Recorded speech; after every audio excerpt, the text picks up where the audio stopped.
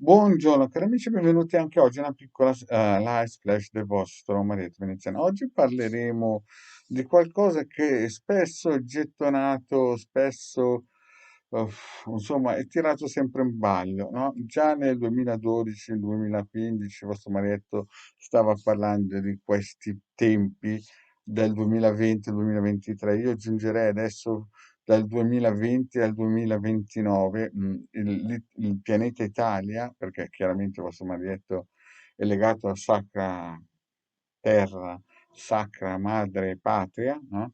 Chiaramente io parlo di quello che interessa strettamente al Marietto e di conseguenza di tutta la popolazione che ci vive, no? E già in quel periodo lì dicevo che non ci sarà nessun santo quantico, non ci sarà nessuna settima, quinta, insomma non ci sarà nessuna scala mobile che ci toglierà le patate bollenti. E dicevo che la legge di attrazione e tutte quelle new ageate, no, da baraccone, insomma, non avrebbero ottenuto quei tempi che stanno arrivando. E adesso cominciamo a vedere le prime crepe, no? Già nel 2012 si parlava che sarebbe arrivato il salto quantico, no? E in effetti il salto quantico è arrivato in Libia, in Siria, per queste persone, ma non sicuramente per come lo definiva la New Age, no? Quindi oggi vorrei... E poi c'erano quelli che leggono questo libro, che è la Bibbia, chiaramente, e nell'Apocalisse c'è scritto che arriverebbe l'Anticristo, questo personaggio che teoricamente dovrebbe avere dei superpoteri e dominare tutte le persone. Però il mondo è diviso in piani vibrazionali e le zone del mondo sono divise in piani vibrazionali, quindi eh, ci sono proprio delle entità, delle forze, delle persone che non possono entrare in alcuni piani. Cioè, mi spiego meglio. Noi siamo dell'idea non che la Terra è piatta, ma che praticamente il mondo gira intorno alle mentalità occidentali. Poi quando andiamo a vedere il numero di abitanti di altri stati come l'India, l'Indonesia, il Pakistan, si parla di centinaia di milioni di persone che hanno totalmente un altro tipo di stile di vita e un'altra tipologia di mentalità. O la Cina addirittura, o la Russia, o il Sud America. Quindi quando noi facciamo mente locale a un anticristo, pensiamo che sia occidentale, ma in realtà potrebbe esistere un dittatore, ma non un fascista nazista, perché lì non aveva nessuna, come si suol dire, idea di creare uno Stato mondiale, perché loro, quelli che c'erano ai tempi, io sto parlando del Führer e del Duce, avevano sicuramente delle conoscenze esoteriche e sapevano benissimo che questa cosa non sarebbe mai potuta avvenire, però sarebbe potuta avvenire un certo baluardo per non farsi influenzare da quello che sta avvenendo oggigiorno.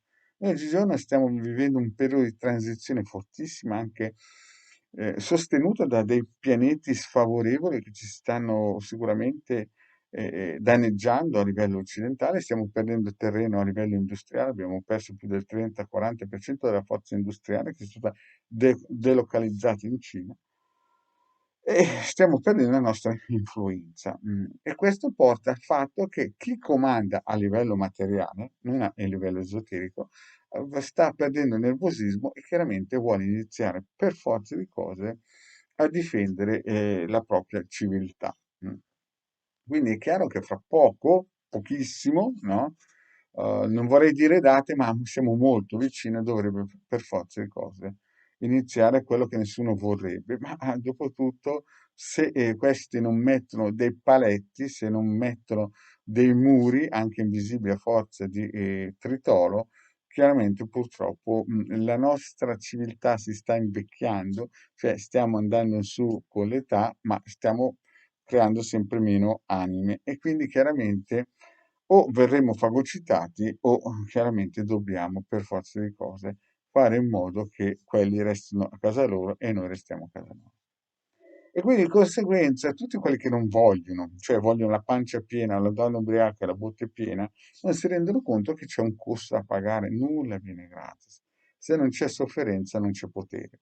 Quindi cosa possiamo fare noi? Noi possiamo attivare i circuiti radionici che il Marietto già nel 2014-2015 dava gratuitamente per limitare i danni, per salvaguardare il sacro suolo italiano. Noi possiamo fare molte cose underground di nascosto, però non possiamo cominciare a pensare di schivare l'oliva. La situazione in Ucraina, per chi segue un po' la situazione, sta diventando molto pesante. Gli Stati Uniti non sanno più come fermare l'avanzata economica della Russia, anche se si danno i bacini sulle guance a destra e a sinistra.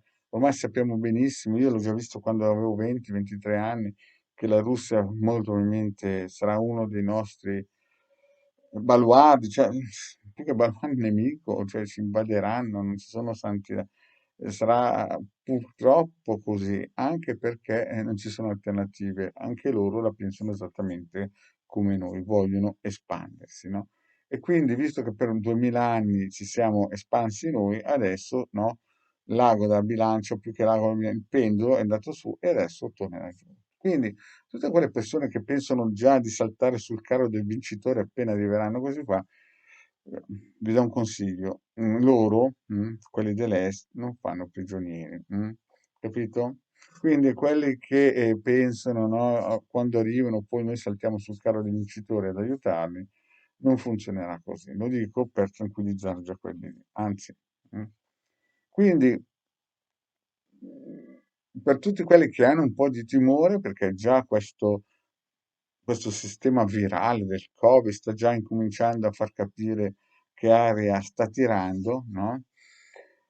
Dico solamente di stare tranquilli che ha scaricato nel sito capitano.altavista.org, il link qui sotto in descrizione, i vari circuiti, è già a metà dell'opera, sicuramente si è attivato per le protezioni della casa, molto probabilmente certe situazioni non le vedrà, mentre per gli altri, come diceva mio papà, io penso ai miei figli e gli altri devono pensare ai loro figli.